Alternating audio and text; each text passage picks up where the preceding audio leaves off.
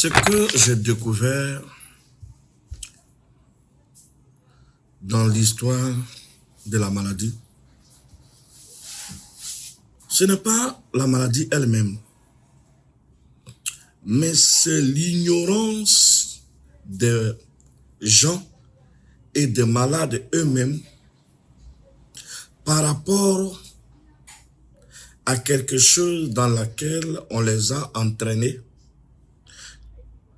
dans un dogmatisme, c'est-à-dire dans un sommeil profond, et dans un obscurantisme, c'est-à-dire que dans le noir, de telle sorte que quand tu leur parles de la lumière et du réveil, c'est toi qui deviens leur problème. Parce que en fait, ils ne connaissent pas autre chose que les ténèbres, ils ne connaissent pas autre chose que le sommeil profond. Voici des gens à qui Dieu a fait un don de la vie. Et le bon Dieu leur donne une solution dans la nature pour pouvoir être en bonne santé. Et ces gens-là se laissent berner à consommer une paresse mentale de sorte à croire que si elle est malade, il y a quelqu'un quelque part là-bas qui est capable, dans une maison dorée, avec des appareils appelés hôpital, pour le soigner de toutes ces maladies. Il se balade, il se promène, il ne fait pas ce qu'on appelle une problématique de fond, c'est-à-dire que en anglais, on appelle ça common sense, c'est-à-dire l'esprit critique.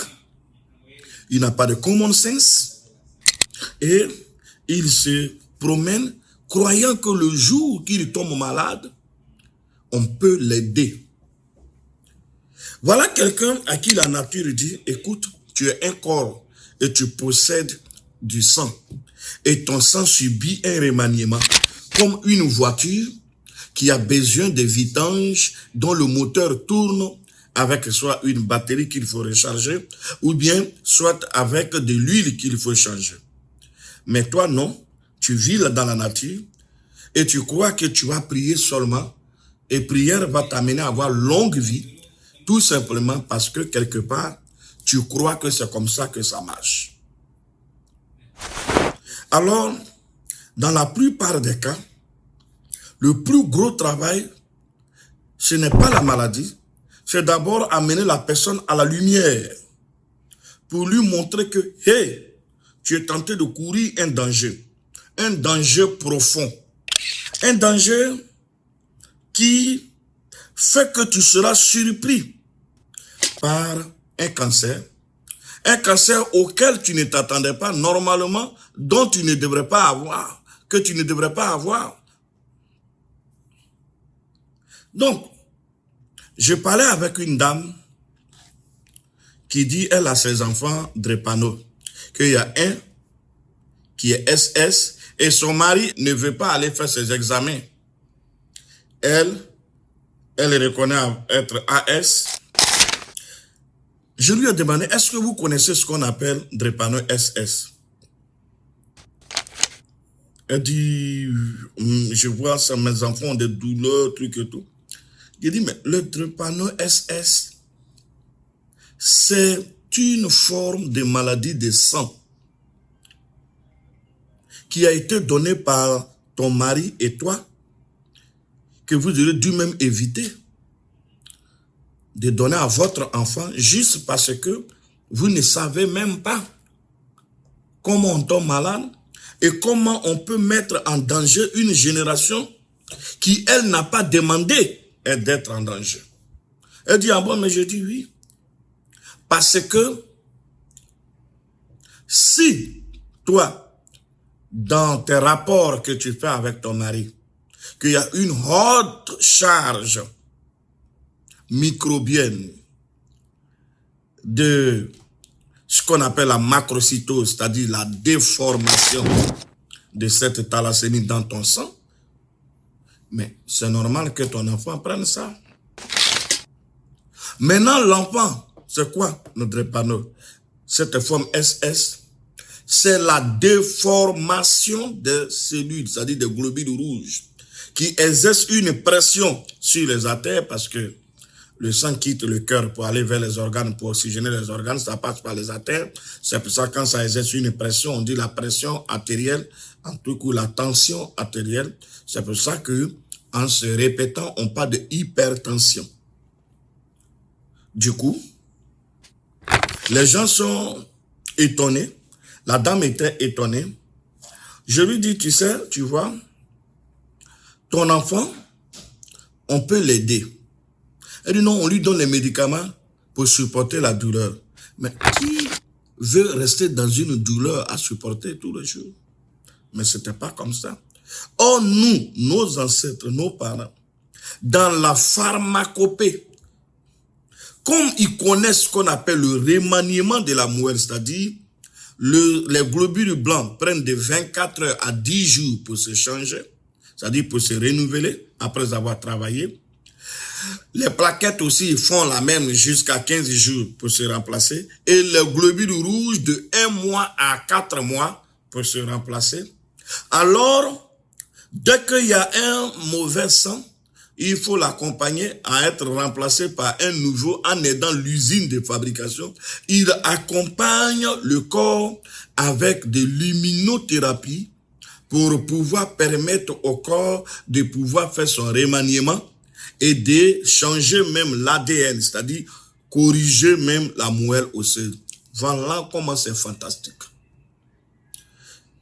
La médecine conventionnelle dit, non, on va lui donner des antibiotiques pour supporter. Mais la médecine conventionnelle, c'est qui? Quels sont ceux qui ont envoyé les histoires des antibiotiques?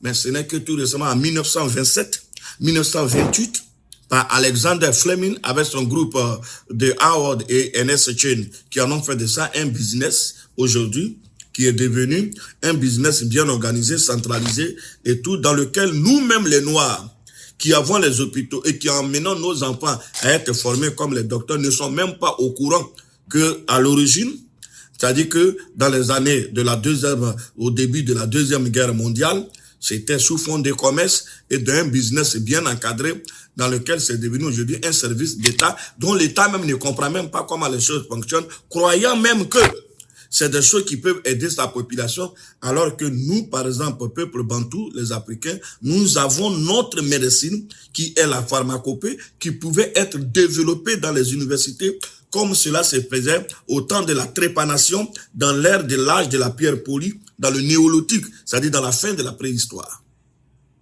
qui est notre science de nos ancêtres et consignée sur les livres que nos ancêtres ont créés, qu'on appelle les papyrus. Et cette médecine, quand vous voulez voir, c'est un papyrus de Hébès et tout ça, les papyrus de Moscou, et toutes ces formes de choses que vous allez trouver que nos ancêtres ont déjà écrit là-dessus. À partir du moment où nous ne sommes pas qui nous sommes, et nous ne savons pas où on nous envoie, mais nous sommes des bêtes à être maltraitées dans une histoire d'obscurantisme et de dogmatisme pour que nous devenions une manne financière pour ceux qui nous entraînent. Ce n'est pas la faute de nos dirigeants, parce que le président de la République n'est pas un docteur.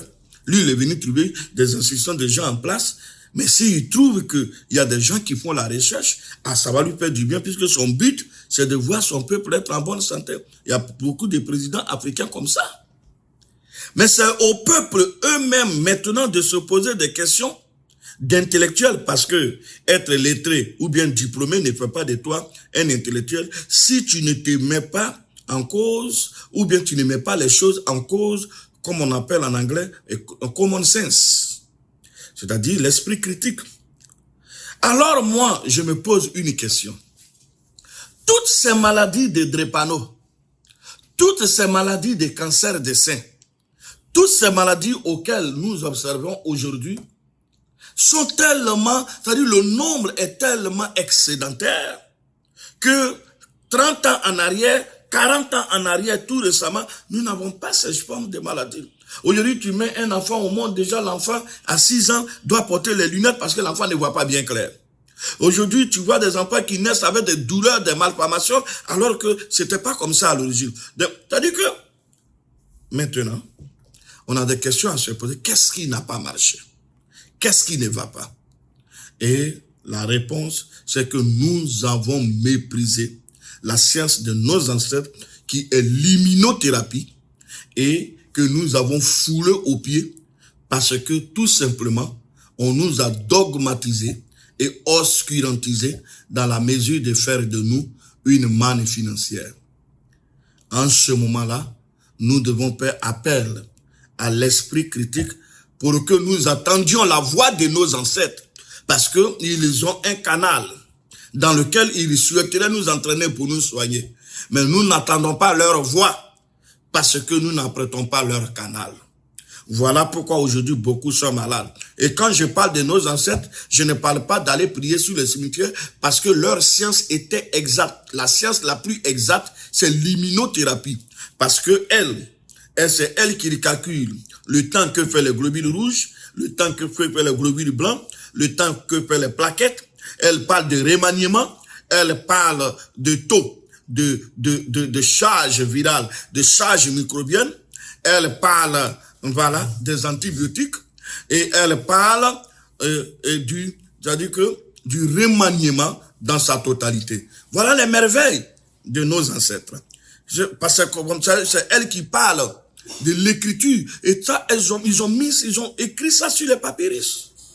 Mais qu'est-ce qui s'est passé pour ne pas que nous puissions voir aujourd'hui les merveilles de nos ancêtres? Justement, parce que si celui qui enlève le voile sur nous, voilà, il retrouvera qu'il n'aura plus à nous blaguer parce que nos yeux sont ouverts. On est déjà maintenant dans l'état là. Je vous salue.